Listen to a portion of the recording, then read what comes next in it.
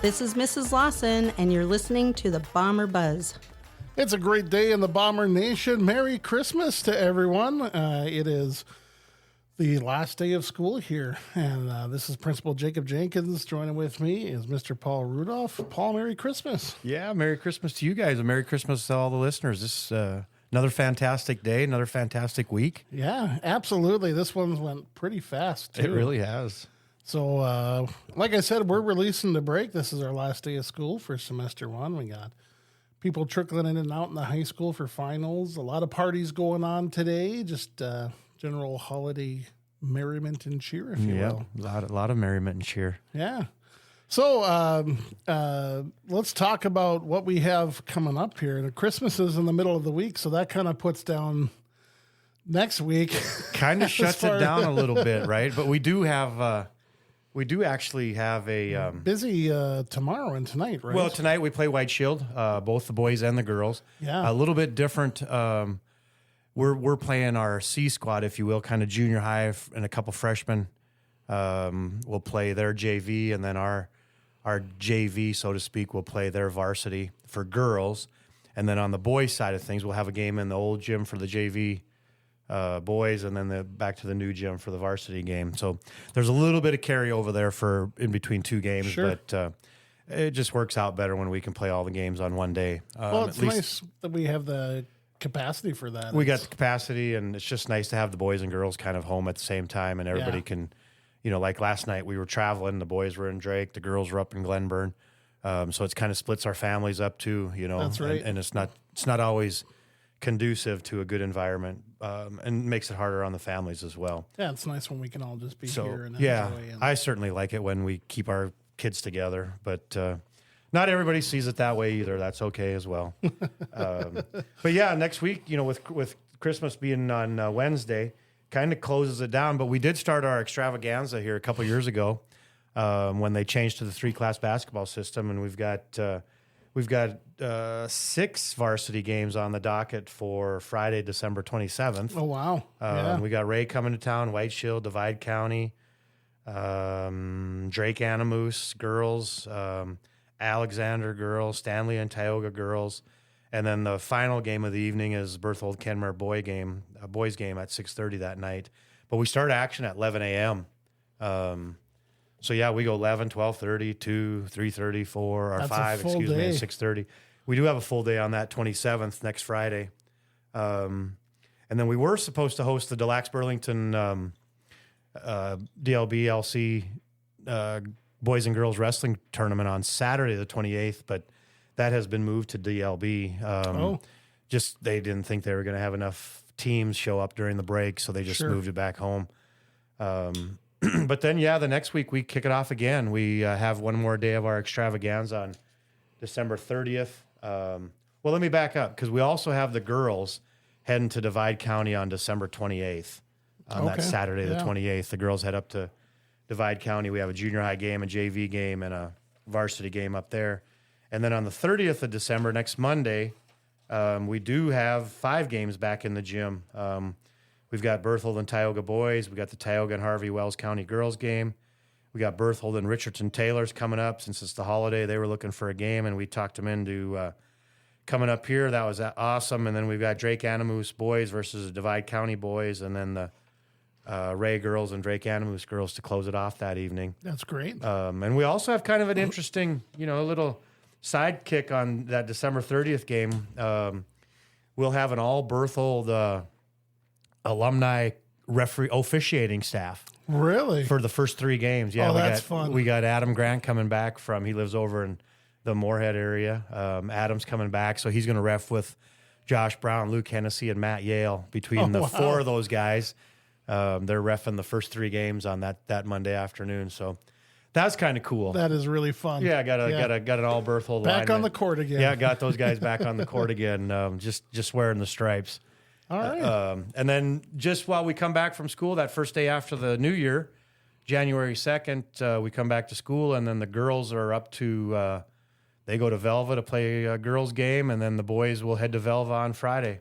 Right on. So that kind of encompasses our holiday vacation. That's great. So Well, I think we had a really great conversation today with school board member Mike Lautenschlager. Yeah. And he's been on the board, I think he said 29 years, just shy of 30, right? Just shy of 30 years. Yeah. And then been on numerous different, throughout task the force, state, different things throughout the state. Yeah. Yeah, just really kind of knows the stuff. He came in and we talked for over an hour today. We're not going to air the full hour on this episode, but we're going to air a portion of it over the next 3. So this one coming up in a few minutes here, you'll get to hear from Mike. And then we'll have more of that interview over the next few. Oh, and they'll enjoy it, I think. Yeah, I think so. Also, in this episode, we got some special music from the Berthold Choir. 2 little Christmas songs that they recorded for us. So that's really fun to be able to hear from them and get some Christmas music moving in. So, well, we wish you all a Merry Christmas. Stay tuned. We got a lot coming up for you here today. Dashing through the snow in a one-horse open sleigh, o'er the fields we go, laughing all the way. Bells on bobtails ring, making spirits bright. What fun it is to ride and sing a sleighing song tonight. Oh, jingle bells, jingle all the way. Oh, what fun it is to ride in a one-horse open sleigh. Jingle bells, jingle all the way. Oh, what fun it is to ride in a one-horse open sleigh. H&L Safety and Supply has everything you need to run a proper work site. Tools, lighting, porta-johns, and more. Purchase or rent the things you need. H&L Safety and Supply is a family-owned business that exemplifies small-town values. For over 13 years, they have been serving their clients with top-notch customer service and excellent equipment. For all your worksite needs, call H&L Safety and Supply at 701-624-2183. H&L Safety and Supply is a proud sponsor of the Bomber Nation. This is Mrs. Selfridge, and this is your fun fact for the week. Did you know that the lead singer of the famous band Toto is the son of the famous composer John Williams? Now you do. Welcome back to the Bomber Buzz. We are here today joined by Mr. Mike Lautenschlager. He's a school board member, has been for, we were just talking, almost 30 years. And welcome to the Bomber Buzz. Thank you. It's great to have you. So why don't we just start right at the very beginning. Looking back 30 years ago, young Mike, what made you decide at Still that young point? Mike. Still young Mike, yeah. Says the gray mustache, right, Paul? So what made you want to get involved with the school board and education? Naivety. Naive, Yeah. naive, huh? Yes. That's probably everybody's case, though, sometimes when they jump into something. I think, I just had moved back. We were gone for 5 years. Okay. And our kids were our oldest was starting school. So somebody asked me if I would run for the board. And it's good to give back. Mm-hmm. I knew that. But so, yeah, I put my name in and ran. And there were three new board members that year. Okay. With me, and scared me to death. I had no idea what I was getting into. Yeah. You walk into your first meeting and they throw a $3 million budget in front of you. You have to vote to approve this or not approve it. How do you vote on that? Yeah. Seeing it for 2 minutes and that's a good point. So yeah. To me, I like a challenge, so it's still a learning experience for me. Yeah, you learn every day. But, you serve your first term on the board is learning. Yeah, for sure. Just trying to figure out how things operate and what your role is on that board. And then I guess I got more involved the second, third term. Then we got into reorganization, and I got more involved with the state association, learned a whole bunch there. Still am. I'm still very involved with them. I sit on 3 committees for the State School Board Association.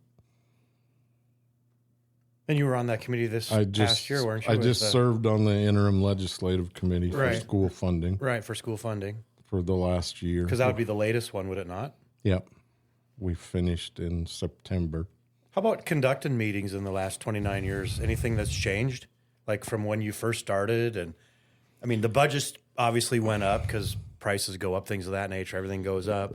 But like the way conducting the meetings, things of that nature, generalistic, similar? Very similar, I think. And I think it's the culture you're in that kind of dictates that, Paul, too. Because people always ask me that about leadership, and I don't know. I was not comfortable being the school board president. I think I'm a less effective board member as the president. Elaborate on that. Just because you don't vote on every item, Yep. and you have to lead the discussion of the board, basically. And sometimes it's very hard to get board members to speak how they feel. Right. You don't have to agree. Right. Right. Facts. The first thing they taught me at School Board Association, the mandatory board meeting you have to attend, is you agree to disagree. And that stuck with me for 30 years. You don't agree with something, it stays at that meeting on that table. It doesn't affect you personally when you walk away. Right. And you agree to disagree. Right. Well, that's a hard concept, though. Can be, yeah. It's an easy concept, Easy concept, but it's hard. tough in practice. Yes, it's tough to practice. Yeah. And yeah, but that's something that has stuck in the back of my mind. And very seldom do we not have a majority vote on the board. But Right. I've been in situations where I have voted against in some very public situations. Right. And Right. and it's not easy to Yeah. do, but at some point you have to stand up for what you believe in and what you think a majority of the people believe in as well. And, Right. Yeah, for sure. That's what your role is. and it's not easy to, when everybody else says yes, for you to stand up and say no. It's Well, that's kind of the other role of a board member, yeah, though, when you're just sitting on a board and you're voting, but you're really voting for your constituents. You might have a personal feeling that this goes, yes, but some of your constituents may not. So then you have to educate as well, yeah, yes, and roll back with, hey, this is, here's how we're looking at this, or here's how I see this, to try to get everybody on board. I mean, that's also kind of your role, Yes. isn't it, as a school it board is. member?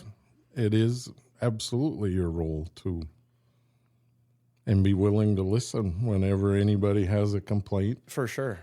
Or seldom, but somebody might have a compliment for you as well. And the biggest thing I always get is, I'm glad you do it because I won't.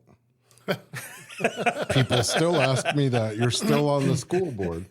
Good, because I'd never do it. And it's not for everybody. It's not, but what an honor to be the voice for people who are either too nervous or don't have the time. Like, they're Well, and a voice for the future generations of our country. right. I mean, I look at this. I have been on this board long enough now. I have affected over 1,000 lives in some way, shape, or form. Most of them don't realize that, Right. Which is fine. I'm not doing this for me. Right. To me, this is one of the last great institutions of our country. Yeah. Left intact is public education, and the doors are open for everyone. Does not matter. If you live here, you come to school here, you're welcome. We do forget that, I think, sometimes because we live in it, and I think people do take things for granted when it's always available, but it is kind of a special thing that It is. you can be educated, and the only requirement is that you're here Yes. and you get to learn. And that is not the case in most places. It is not. In most countries, you're chosen to go to school or you're chosen to go to work. That's right. You don't have that option. No. Too. And to me, that's the American dream. We're going to give everybody that opportunity. Agreed. What you do with that opportunity, you'll know choose when you're that. 18. Yeah. Yeah. And I told my own kids that growing up. You know, everything we're giving you now is free. When you turn 18, everything has a price tag It sure behind it. does. So you is have truth. to take advantage of everything you can. Yeah. And it's hard to get young people to understand that. They don't have the context always of that. No. Like, you know, it's life experience. You look back 20 years later, and how many of us go, man, I wish I would have known, and I wish I would have. Yes. So it is, you just don't have that experience yet. How about in education, Mike? What are some of the things in the last, let's just say 30 years? What are some of the things you've seen changed in public education? I mean, because it is the American dream, so to speak, right? But is there anything they've shifted, or is there a paradigm that's shifted, or anything of that nature? Well, the big thing, I guess, is technology, Paul, is Technology. leaps and bounds. And I think we're still kind of behind the eight ball. And we're limited by funds and to what we can do for kids. But yeah, that has, I mean, when I first got on the board, I think there might have been 4 computers in the school. Sure. And now there's 400, I bet, plus. At least. Yeah, it's got to be. Well, everything's, even Yeah. our HVAC system is Yeah, computerized. the heating and cooling system is on a computer. Yeah, Right. it sure is. So, Yeah. Yeah, that is interesting. I was telling the kids, couple of the kids the other day, I'm like, when I was growing up, the only phone we had was one phone in the kitchen, and there was a little pull tab on top of it that you knew, 2 long, 1 short. Okay, that's our ring. Yeah. That was our ring. Okay, we can answer that one. But it might have been 1 long and 2 short. Well, that's the people a couple miles away. But you could still listen to their But conversations. you could still listen to it. Yes. Yeah. They had no clue. They're like, what are you talking about? That sounds stupid. That's crazy. And you mentioned that, Paul, and it's funny. There's landlines in Yeah. Yeah. Most people don't have a landline Yeah. you just don't. in their need it. home anymore. No, that's No, true. we got rid of ours right after the flood. It's like, why put it back in? Who needs it? Yeah. Same. Yeah. It's, and technology moves so fast.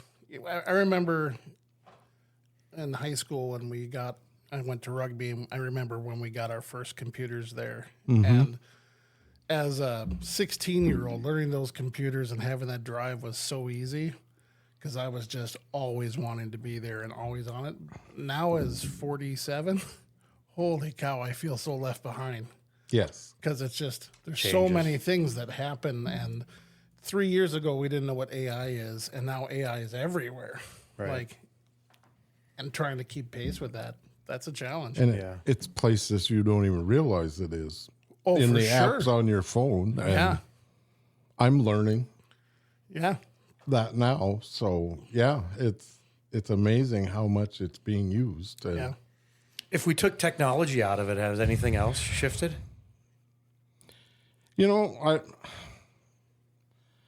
It has, Paul, but not.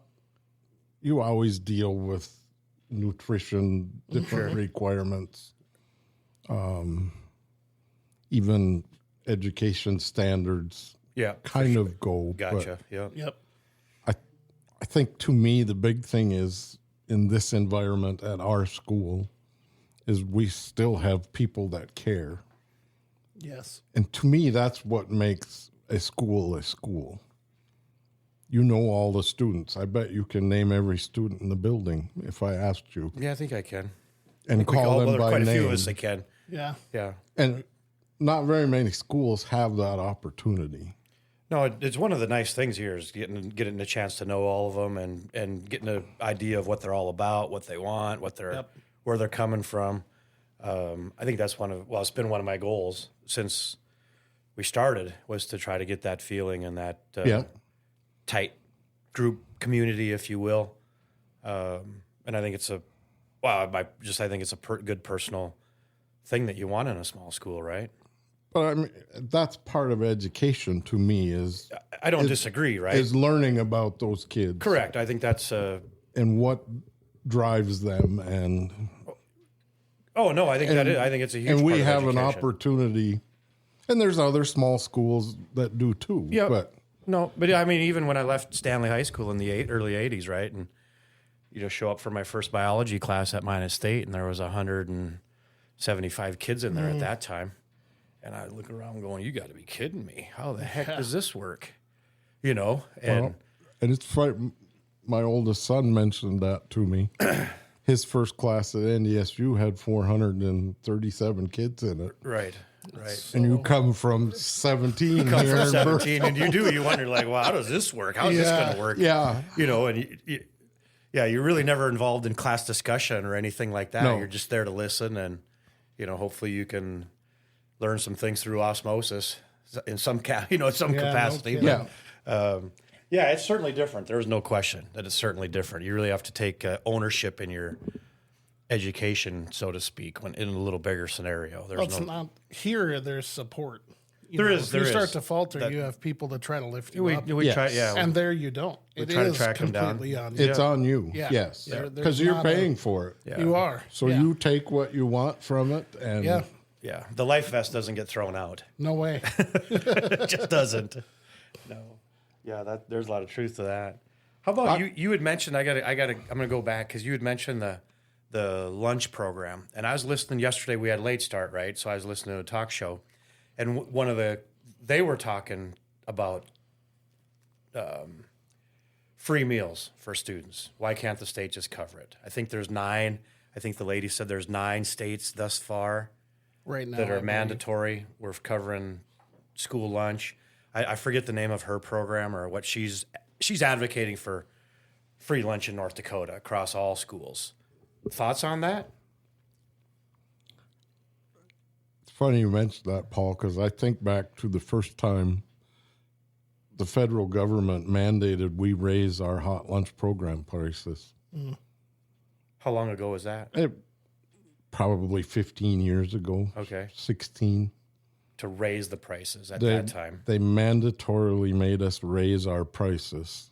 And our hot lunch program was functioning just fine where it was. Mm-hmm. But we had to raise them 50 cents because they thought we were charging too little. Is basically what, for the commodities we're receiving. Right. Because it's part of the egg program. Yes. Hot lunch is part of the egg bill. But where else can you eat for $2? Well, not very many places. That's fact, right? That's fact. And we're probably very fortunate as well, living in the area we're living, in this community, that most everybody is very strongly for making sure they get a good but well-balanced meal. But 30 miles down the road, some of those schools, there's 60 to 75% of some of the kids that are struggling to eat. Yes. And it's a completely different conversation, and that 30 miles away. You know what I mean? And I know it is, Paul, but there's also free and reduced programs. Fact. Nope, there is fact. But you have to sign up for them and fill out the paperwork. Right. All that is true. So the free meals are available. Yeah, if you're financially, if you qualify. In that scenario, it certainly is. There's no question about it. But she had mentioned a law, and I don't know if this is true. Maybe I shouldn't even bring it up because I didn't quite hear it properly, in my opinion. But she said that if you have an outstanding bill, that the school is not capable of collecting that bill for a hot lunch program. And I don't know if that's true or not. I was like, whoa, did I hear that correctly? There is something about collections and public entities, yes. Okay. I'm not well versed on it either. And they Paul, didn't elaborate on the talk show. Plus, I also ran out of time. I think I was pulling into the school here, so I couldn't listen anymore. end. But yeah, at any rate, But it's not a problem for us here, but it is a problem other places. it is. People just are refusing to pay is what's happening. Yeah, That does happen for sure. I think that is some. Yeah, And it's astronomical amounts in the eastern part of the state. Right. Mind-boggling. and I think one of the discussions was when I tuned in on my drive that it was something started in Fargo, right? Obviously, Yeah. And that's where North Dakota starts and kind of ends in some cases. But yeah, there was certainly, I think that was where the discussion started. But where does that end? I mean, I haven't looked at what the numbers would be, Paul, but you're talking $10-15 million across the state of North Dakota for hot lunch programs? Easily. I think it might have been higher. I thought she said 20. It might be higher. Yeah, I thought she said 20. It would be a $20 million deal for the school or for the state Yeah. to put into their budget and just get it taken care of. But then along with that, if the state is paying for hot lunch, is going to come requirements. It generally does. Yeah. There's strings attached to For sure. that money. Yeah, it's not going to be, correct. So Yeah, you're going to get told how to operate that lunch program, so to speak. yes. Fact. So that's a definite trade-off in that whole capacity. Yes. Because it doesn't come just, here you go, run it how you want. It's going to come with a caveat. No state or federal money No, comes, it comes with a here's some caveat. money to do what you want with. Yeah, for sure. Yes. Hey, let me go back because I probably should have finished this topic, the technology topic, but just how about cell phones? Cell phones in schools. I've struggled with this since they became popular because right away we had to ban them from kids carrying them in school. Right. Which we all know didn't work. They find a way around it. Yeah. In fact, you could watch kids sit and text without looking at their screen. Yeah, they're They masters of it. They got that mastered, yes. Yeah. Keep their cell phone hidden. They didn't even have to look. They just punched their text in. But I've always struggled because all of the technology, the latest and greatest, is in these little boxes we all carry in our pocket. Right. They're a supercomputer now. Absolutely. And- I mean, higher And grade almost than what we have. everybody has them. But we're spending hundreds of thousands of dollars on technology to, So we don't need to use them. well, so we don't So need they to stay use put them, away. but everybody's comfortable using their phone. Yeah. And I guess to me, it becomes an opportunity to teach some etiquette, maybe to kids using their cell phones and to also teach them that, you don't have to text somebody. You can talk to them Yeah, that's getting harder. right next to you. Well, I've watched my own kids sit in my living room and text each other instead of speaking. Not, and my kids are very good at visiting, but For sure. it just baffles me that because I still struggle with texting. If you want me to know something, please call and tell me because Well, I have to do that too. I'm like, you got to talk to me. I can't text fast enough. And plus, No. I'm probably driving and yeah. I turn my phone off. It's off usually. I don't have it. I'll ringer on or anything like that. So But I don't always hear it or feel it. cell phones is one of those things where everybody has a different opinion about it. For sure. And It is that's a fact. to me, it seems like we could integrate them into education. And some schools do successfully. They're teaching on them. You answer on your phone and it goes on the board. And so it just has to be embraced. And Yeah. Good point. It is a thing I waffle on where one week I'll be like exactly like that. And then another week I'll be like, nah, we shouldn't have we them at shouldn't all. have them. Yeah. But at the end of the day, it's a part of our world. Like it's like clothes. Yeah, you hit an age, and if you don't have a cell phone, it's like walking around without a shirt. Like how do you not have a cell phone? And our kids are so interconnected. I think about my son who comes home, calls his friends, and then they're on the phone all night. They don't even talk to each other. They're just together, connected. Drives me nuts. Like when we're trying to have supper and Andre's on the phone, just listening. Yeah. Oh, it drives me nuts. But that's how they do, or they're Snapchatting or they're. So they have the capacity for that interconnectedness that those of us that are older don't have that. So the idea of just taking it away from them and saying you can't use it and here's 8 hours out of your day that you get no access, it just seems like we're causing them harm almost. Like we're trying to ignore that this is a real part of who they are and then expect them to learn and grow. Yeah, but then we have to teach them to function without it. Exactly. So that seems like the better route, right? Like, let's talk about how we do this responsibly, and let's talk about good ways and positive. And because Paul mentioned AI, those kids have the ability to have that on their phone. They can get the answer to anything in seconds. Chat GPT will tell you anything you want to know. Yeah. It'll write the paper for you. It'll write. It does. Yeah, you put the bullet points in, and And it's instant. Yeah.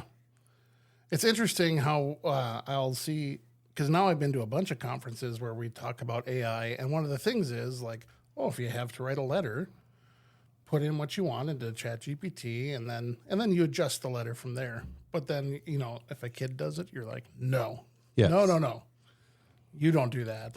So there's a disconnect there. But I don't know if I'm getting off topic or not, but I just sat in at the school board conference on an AI, hour long. Young man just graduated from NDSU last spring, started his own company. He has 97 school districts signed up already. Wow. And Chat GPT was his big thing, but he said, I learned to use this as soon as it came out. Right. But he said, I didn't learn to use it responsibly. And he said, that's my goal with starting this program, is to help you teach people to use it responsibly. Yeah. And I was impressed with the young man, and he's 23 years old, standing up there. I mean, that takes some brass. It does. And very good presenter. He had a sense of humor, because I forget what the session was called, AI something. Mm-hmm. And when he started, he put a Holstein cow on the screen, and he said, to most of you, this is what AI means. He said, you're going to find a cow somewhere. And he said to me, too, growing up, that's what it meant. And Sure. Until he got introduced to it at college. And so he made a lot of excellent points, I thought. Yeah. Because kids are using it, so teach them to use it responsibly. Right. And there is correct and incorrect ways to use it. 100%. And I don't know that we're doing that. No, I think again that comes to our gap of knowledge. And, yes. And some of our own personal biases too. Yep. Where, I don't agree with this, so I don't learn about it or don't want to hear about it. But then also it's confusing to me. Mm-hmm. And it probably will take me a lot longer as an older guy in the school to learn how to effectively use ChatGPT than our 17-year-olds. But it's important. And if it's not going to go away, and if it's a tool of the future, maybe we need to figure it out. And like you said, here's how we use it.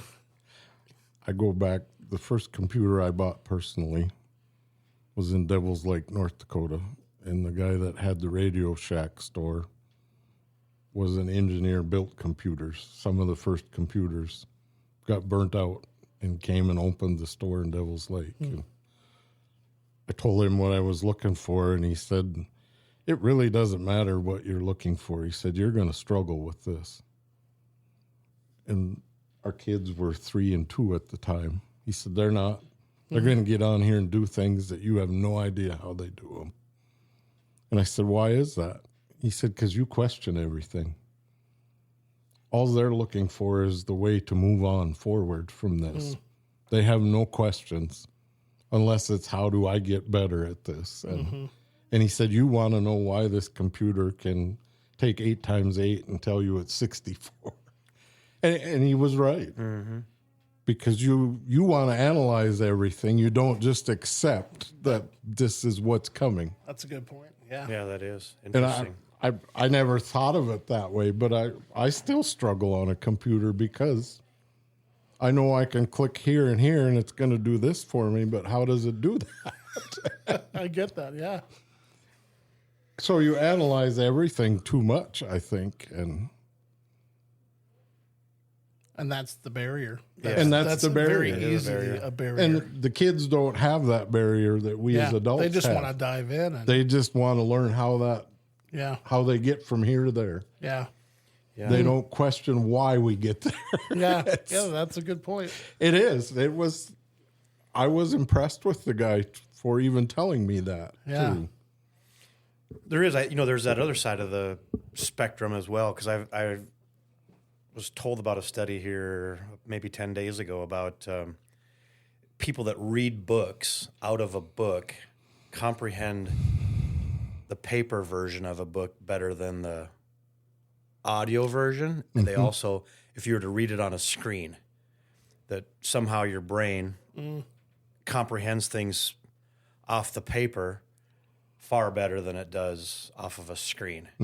So like when we talk about integrating more cell phones potentially into curriculum or a computer into curriculum, are there things that maybe we can't see yet that could be problematic in that whole capacity? Because I don't know that there's truly enough studies out there, but there's beliefs, I think, in certain circles that screen time can be problematic. So I think there's there'd be some education of however we're going to learn this whole thing. As we move forward with technology, I'm sure the young kids are saying, no, keep it going. But there's, guys our age that are questioning whether should we do this? Should we do this? And, maybe it is 100% the right thing to do. But I don't. They just throw that screen time thing at you. Is it factual? I don't know. I really don't. Right? Maybe it is. Maybe that speaks to using mixed methods.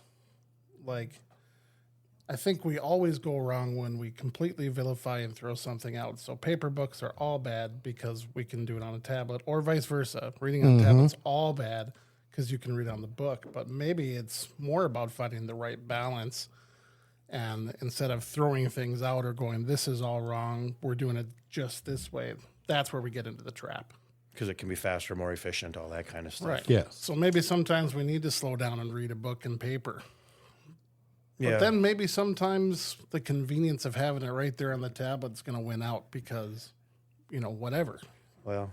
Well, I mean, that's the difference in age groups because For sure. you or I will go back to a book and look something up, I would. and yeah. our students are going to grab their phone and say, "Hey, Google, what's this mean?" And that's a valid point. Absolutely.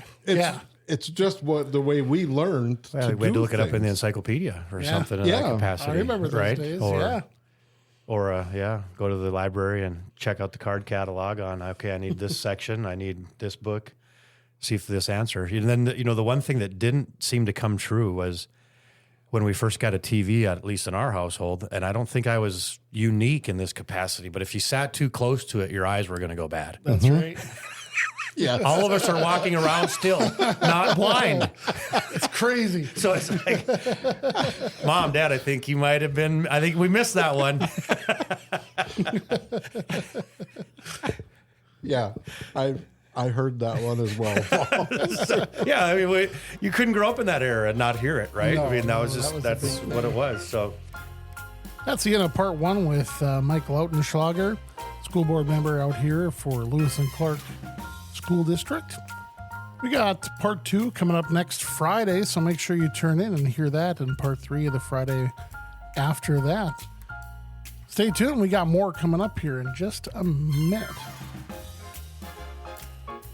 Sidelines Bar and Grill, located in downtown Berthold, is your go-to for a tasty meal and a cold drink. Come on down for lunch or after a hard day of work.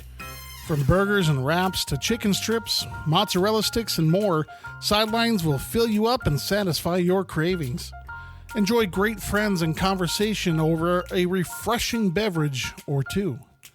When you're looking for somewhere to relax, Sidelines Bar and Grill has you covered. Sidelines Bar and Grill is a proud sponsor of the Bomber Nation. You've been listening to the Bomber Buzz. This is our weekly podcast coming to you out of Berthold Public School. We try to release episodes every Friday. Make sure that you like and subscribe so you can get updates on everything that we have. If you'd like to be on the show or if you have suggestions for things that you'd like to hear, please feel free to email us. Either myself at jacob.jenkins@k12.nd.us, or you can email Mr. Rudolph at paul.rudolph@k12.nd.us. You're also welcome to come on in and stop into the office, give us a chat. We'd love to see and talk with you guys. We want to make sure that we're putting stuff on here that you like to hear. Well, we hope you all have a very Merry Christmas. We've got a song here with Berthold Choir taking us out today. Hope you enjoy. Merry Christmas. Have a good holiday season.